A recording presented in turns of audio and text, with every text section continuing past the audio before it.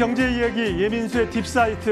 오늘은 핫한 중국 얘기를 좀 하려고 합니다. 마침 또 중국에 대한 여러 가지 문제가 있는데 존 볼턴이 또 입을 열면서 트럼프와 격돌을 하고 있고 대상이 또 희생양이 중국입니다.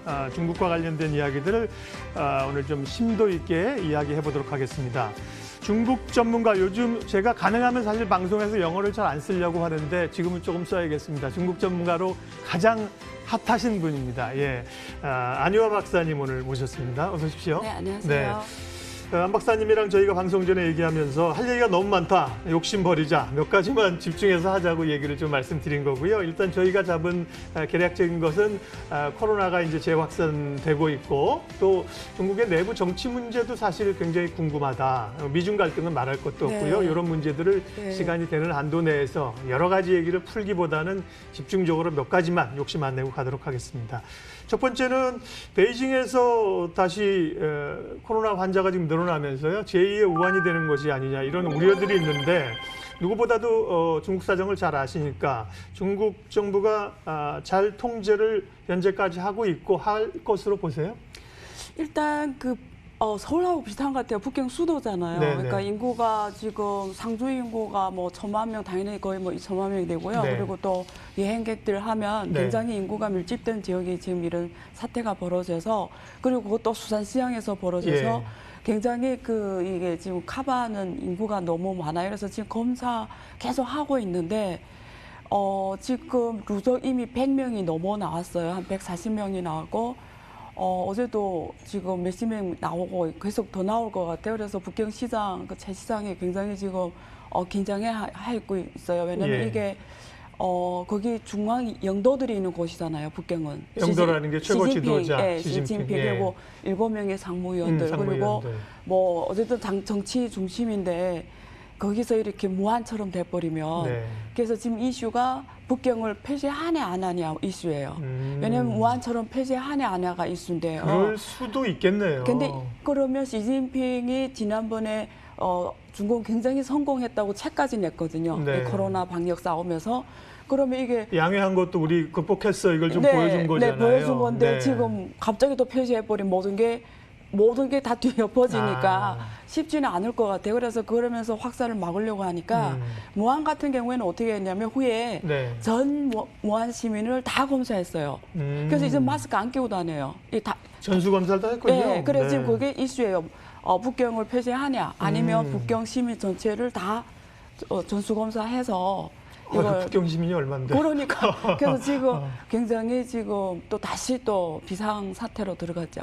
근데 우한도 사실은 통제를 하니까 사회주의라 그런지 뭐 순간적으로 다 길을 막아버리고 그렇죠. 뭐 트럭으로 가서 막아버리고 지금 북경이 그래요. 경찰들이 아파트 앞에 다 있고요. 못 나오게 하고 지금 통제 시작했죠 이제. 그럴 가능성은 크진 않지만 작은 가능성이라도 가능성은 있네요. 그렇죠. 이 사태를 봐야 될 것 같아요. 검사가 계속 이렇게 컨트롤할 수 없게 나오면 해야 되겠죠. 그렇지 않으면 이게 너무 영향력이 크잖아요. 북경은.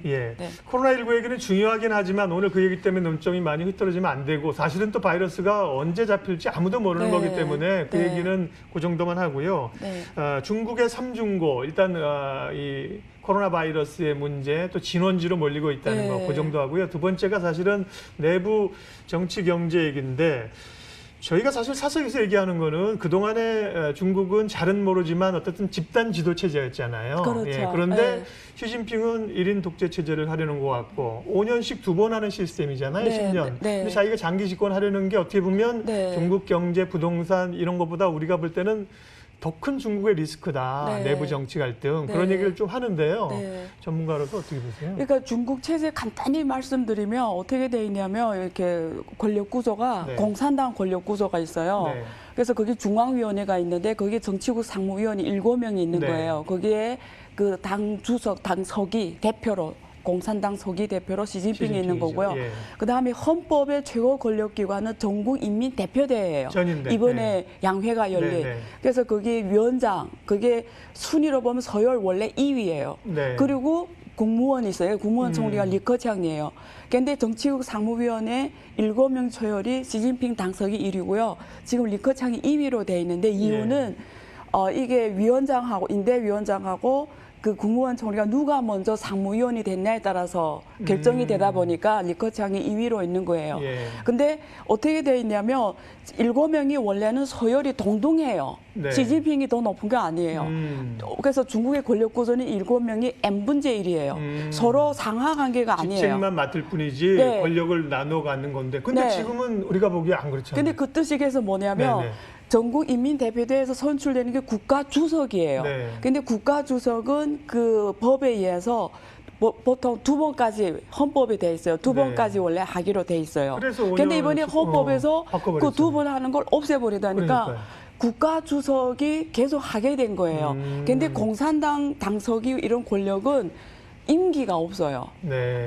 계속 할 수가 있는 거예요. 그러니까 국가주석을 안 하더라도 이 당석이는 원래 계속 할 수 있었던 거예요. 근데 중국의 관습상 국가주석, 공산당 서기, 그리고 그 공산당 위원회 안에 중앙위원회 주석 이 세 개를 옛날에는 3사람 했는데 그러다 보니까 권력 싸움이 일어나서 한 사람을 시키거든요, 지금. 예. 그래서 시진핑이 이 3개를 다 하게 된 거예요. 군사위원회 주석, 공산당 서기, 그리고 국가주석. 그래서 원래는 국가주석이 2년에 끝나야 되기 때문에 이 3개 한 사람을 하다 보니까 다 내놓게 되는 거예요. 근데 이걸 없애는 바람에 이제는 뭐 다 계속 할 수 있는 거죠, 원칙상. 근데 계속 할 수 있냐는 2022년이 지금 오거든요. 공산당 전국 대표대회가 그때 또 한번 바뀔 텐데 봐야 돼요? 봐야 돼요, 그때. 왜냐면 이게 지금 경제가 어떻게 되냐가 중요해요. 지금 만약에 경제가 지금처럼 심각하면 네. 힘들어요. 아무리 중국이 뭐 일당 독재라고 해도 옛날에 리펑 총리라고 리펑. 네, 있었는데 그때 이붕이라고 저는 얘기했는데 리펑. 맞아요. 네네.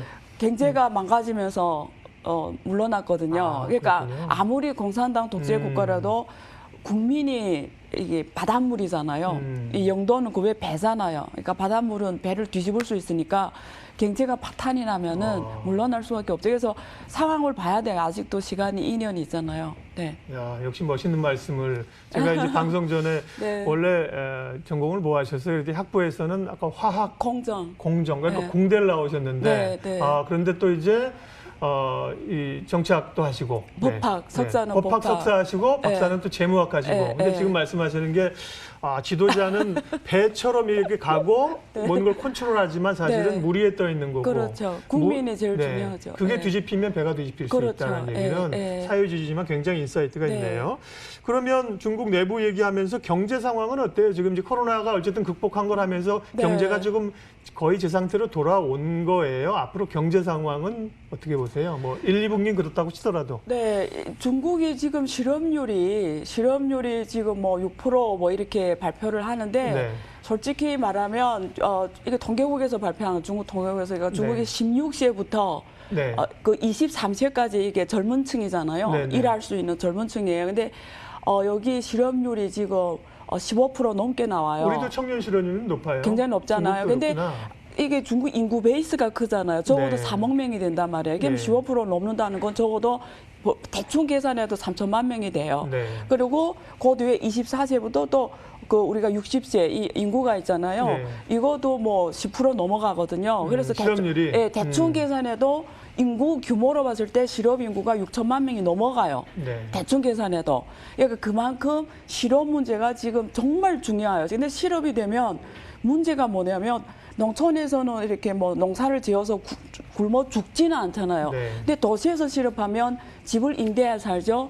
월급이 안 들어오면 그냥 굶어 죽게 되는 거예요. 그래서 지난번에 리커창이 노점상을 해라고 했던 거예요. 그러니까 이게 우리 국가에서 발표하는 실업 인구는 뭐 도대체 얼마인지 모르지만 우리가 대충 계산해도 6천만 명의 실업 인구란 거는 네. 지금 미국에서 호주 인구만큼 인구가 실업했잖아요. 우리나라 5천만 명인데. 네, 뭐. 근데 중국은 지금 14억 인구니까 얼마나 많겠어 실업이. 네, 그래서 이번에 네. 양회에서도 경제 목표를 제시를 안 하고 네. 일자리를 우선하겠다 했잖아요. 그렇더라고요. 그래서 그래봤자 900만 명이에요. 900만 명 뭘 해결합니까? 그러니까 얼마나 심각한. 6천만 명 일자리 실업자인데 네. 일자리 제시한 거는 900만 명도 안 된다. 왜 그러겠어요? 그러니까 얼마나 경제가 이게 안 좋았으면 그러겠어요. 그리고 그래서 지금 상황이 굉장히 심각하다는 건 확실해요. 네. 그래서 얼마나 심각했으면 리커창이 못하게 했던 노점상을 해라 이렇게 한 거예요.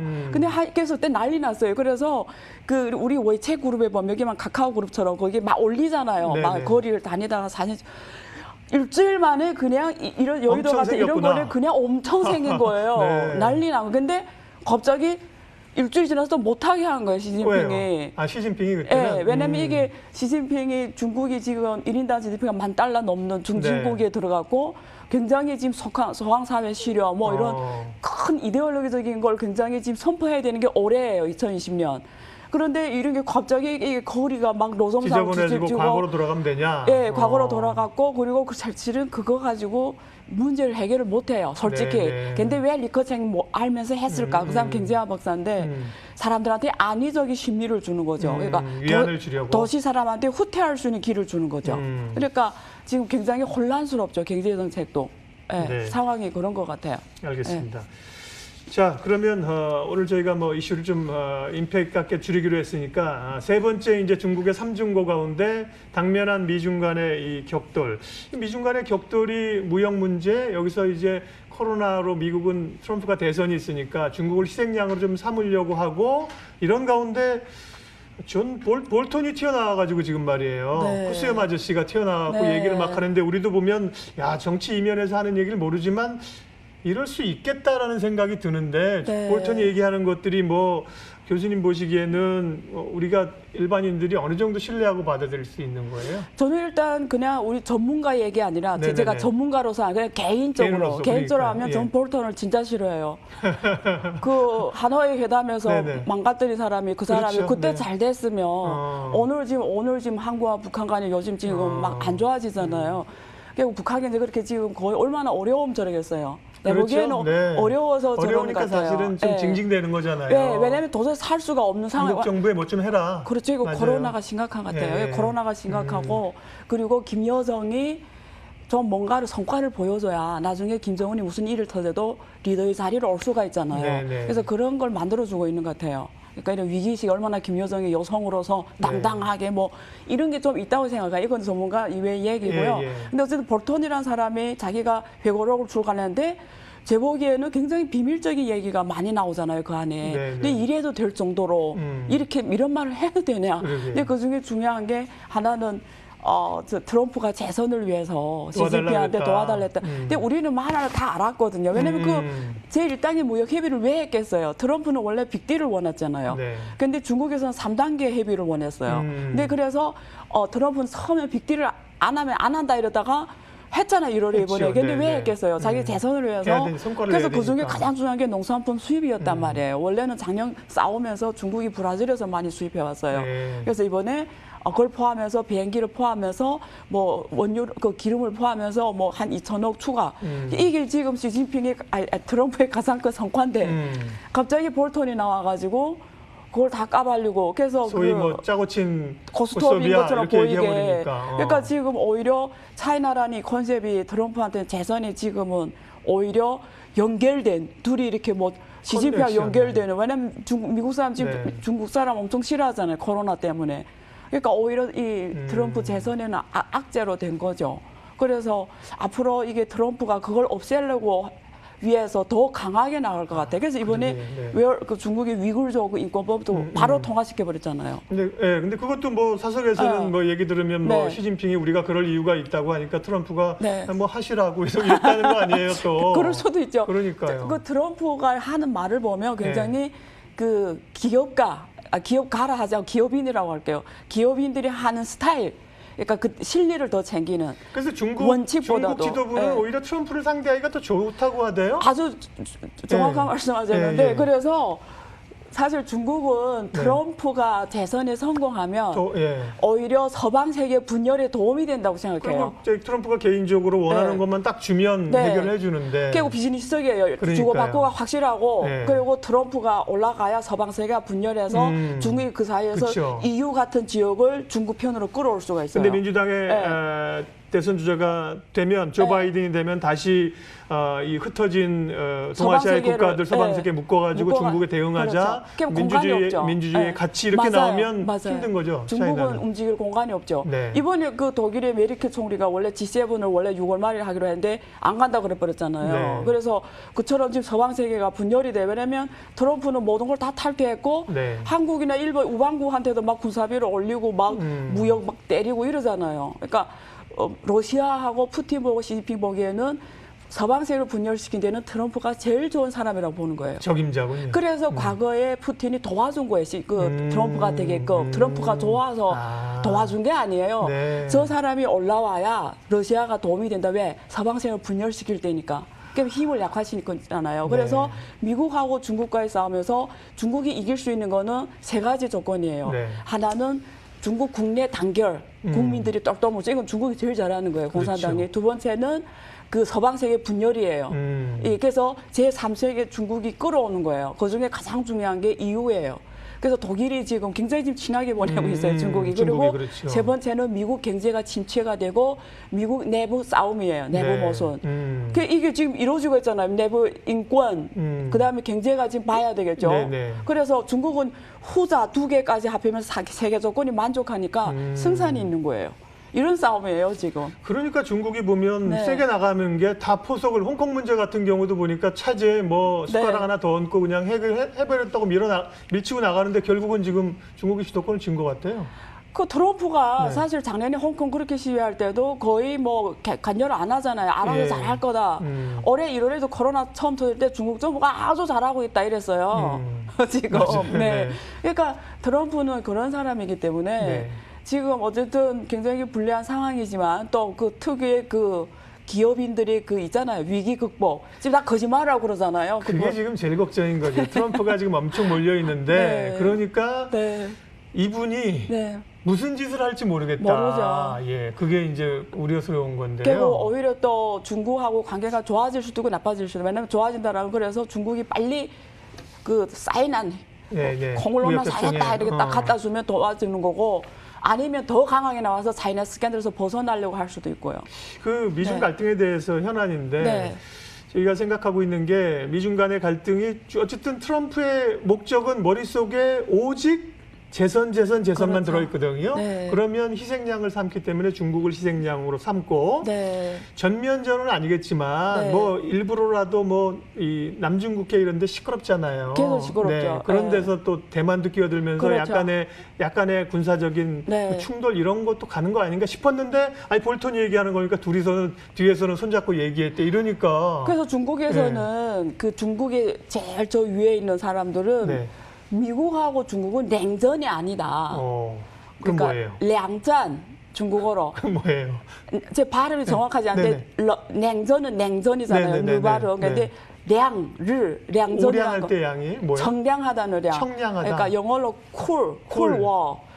냉전은 cold라는 거고 이건 쿨. 그러니까 우리가 청량한 음료를 마시면 와 시원하다 이러잖아요. 무슨 말이냐면 열전은 막 싸우는 거고요. 막 무기로. 그다음에 냉전은 옛날에 구소련처럼 각자의 형제들을 데리고 둘이 아예 거래를 안 해서 놀지도 않고 아예 뭐 적으로 있는 상태. 그렇지만 전쟁은 아니고 알아서 와해시키는 거고 량전은 앞에서는 막 치열하게 입으로 싸워요. 같으면서? 중국은 대변인, 미국은 트럼프 나와서 근데 뒤에서는 협력하는 거예요. 이게 볼턴이 이번에 컴으로 한 거예요. 그래서 량전이에요. 그래서 앞으로 중국은 적어도 2035년까지는 냉전이 아니라 량전일 거다 이렇게 생각하죠. 무슨 말이죠?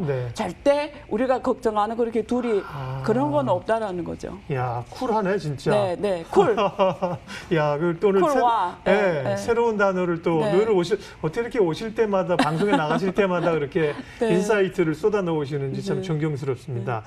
그러면요, 대충 저희가 교수님한테 안 교수님한테 듣고 싶은 얘기 전체 듣고 싶은 얘기에는 10분의 1개 못 들었지만 다음 기회를 기약을 해야 되고 오늘 얘기한 것 가운데 좀 정리를 해보면 그러면 우리 한국은 어떻게 되는 거예요? 지금 트럼프는 또 G7에 초청할 때니 영광스럽게 오라고 하는데 그것도 어렵고 지금 북한하고 문제까지도 지금 이렇게 엉겨가지고요. 한국이 할 수 있는 선택은 어떤 거고 어떤 게 좋은 선택인가요? 일단 첫째 북한의 이슈를 좀 전문가들이 잘 봐야 돼요. 이게 뒤에 그러니까 중국하고 김정은 간에 뭔가 있는 것 같아요. 그래서 이걸 북한만 보지 말고 중국하고 같이 연결해 보는 게 좋겠다. 그리고 G7에 요청받아서 프라이드 막 좋아서 예 이러면 안 돼요.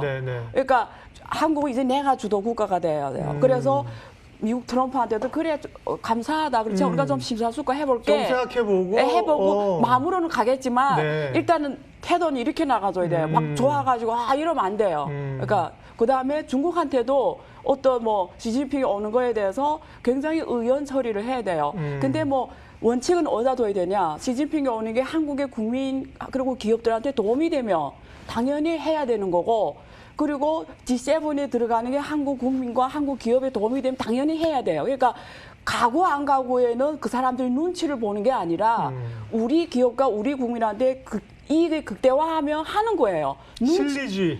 누구 눈치 볼 필요 없어요. 왜냐하면 눈치 보면 더 때려요.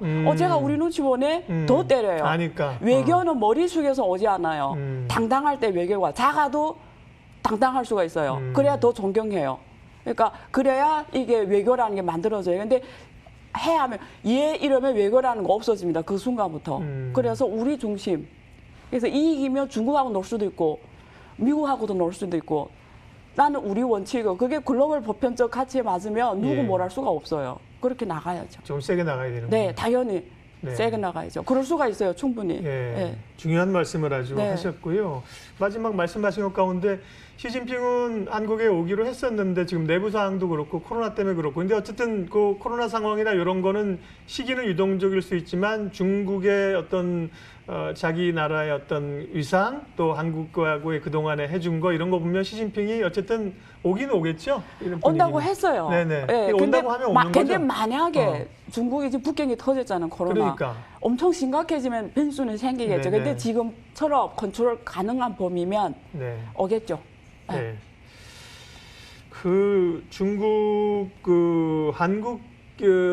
한국인들이 이제 중국에 대해서 지금 외교적으로 참 줄타기를 잘 하라고 그러셨는데 사실은 쉽지는 않은 문제, 현실적으로는 쉽지는 않은 건데, 투자자들 입장에서는 지금 일어나고 있는 중국과 미중 간의 격돌, 그리고 이제 중국에서 좀 우리가 투자자들이 얻을 수 있는 인사이트나 투자의 기회는 어떤 게 있어요? 그래서 중국의 경제가 어려우니까 지금 그 신형 인프라라 해가지고 그 돈을 앞으로 5년에 한 40조 풀어요. 그래서 올해 적어도 5조에서 8조를 하겠다라는 거거든요. 5조에서 8조 위안. 네, 위안. 근데 그게 그중에 이렇게 들어가는 내용들이 5G 인프라 구축이에요. 중국은 일주일에 10,000개씩 생겨요, 5G 기지가. 그래서 이미 20만 개 넘었고 앞으로 5년 동안에 500만 개를 만들거든요. 근데 독일 기업이 있잖아요. 바스프나 뭐 BMW나 이런 기업들이 중국 가서 스마트 공장을 만들어요. 그게 왜 그러겠어요? 한국에서 규제 때문에 못하는 것들을 중국 가서 다 할 수가 있어요. 여기 뭐 산업에 제조업도 핀테크를 할 수가 있어요. 중국은, 한국은 못해요. 그러니까 예를 들면 이런 걸. 근데 우리가 스마트화 하려면, 은택화를 하려면 핀테크가 제조업이 해야 돼요. 그러니까 금융이 하는 게 아니라. 금융회사가 하는 거는 핀테크가 아니고요. 실제는 제조업이 하는 게 핀테크예요. 그래서 이런 거는 한국이나 규제 때문에 못하잖아요. 그래서 디지털 인프라가 중국이 가장 잘 돼 있으니까 지금 독일 기업들이 200개 기업이 가고 있거든요. 그러니까 가서 지금 방문해요. 뭘 할 수 있냐. 그러니까 한국도 미래 세대는 이 세대잖아요. 경험을 거기가 먼저 해봐야 돼요. 그래야 선도를 하죠, 미래를. 그러니까 이런 면에서 어떤 이데올로기나 어떤 뭐 이런 편견 때문에 그러지 말고 한국에서 못하는 것들은 중국에서 마음대로 하게 하잖아요. 그게 외상투자법이 나왔어요, 이제. 한국은 뭐 중국과 돈 벌면 못 갖고 나온다 이런 소문이 있잖아요. 그건 절대 거짓말이에요. 그리고 이번에 외상투자법 때문에 지재권 보호도 확실하고요. 그리고 그런 행위를 못 해요, 이제. 그래서 돈을 벌면 정확하게 나올 수가 있고요. 그렇기 때문에 한국에서 못하는 미래 산업 기술들 영역은 중국에서 시장이 크잖아요. 그러니까 할 수 있는 게 너무 많죠. 기회가 여러 가지 있을 텐데 오늘 잠깐 말씀하신 것 가운데 추론하면 현안으로는 이제 5G에 대한 기회들이 열려 있고 디지털 인프라 이런 거잖아요. 언택 이런 자유로운 시장에서 열릴 것이 많다는 얘기였습니다. 오늘 딥사이트 안유아 박사님 함께 했는데요. 하고 싶은 얘기에 10분의 1만 했고 10분의 9는 차차 좀 시간 내주시면 말씀 또 모시고 하도록 하겠습니다. 함께 해주셔서 고맙습니다. 네, 감사합니다. 시장 공감텐 안유아 박사님 얘기를 끝으로 마치겠습니다. 금요일에서 시장은 좀 부담을 가지고 있는데요. 뭐 하루하루 시장도 중요하지만 우리가 이렇게 큰 그림 말씀하신 거에 사실 이게 음모론이 아니고 판을 읽는 거죠. 시장 판을 읽으면서 어떻게 가야 될지 포석을 까는 거니까요. 그런 쪽의 그림들을 좀 그리시면 좋겠고 저희 딥사이트에서도 그런 얘기를 좀 심도 있게 할 수 있도록 앞으로도 노력하도록 하겠습니다. 시장 공감텐 마치겠습니다. 함께해 주셔서 고맙습니다.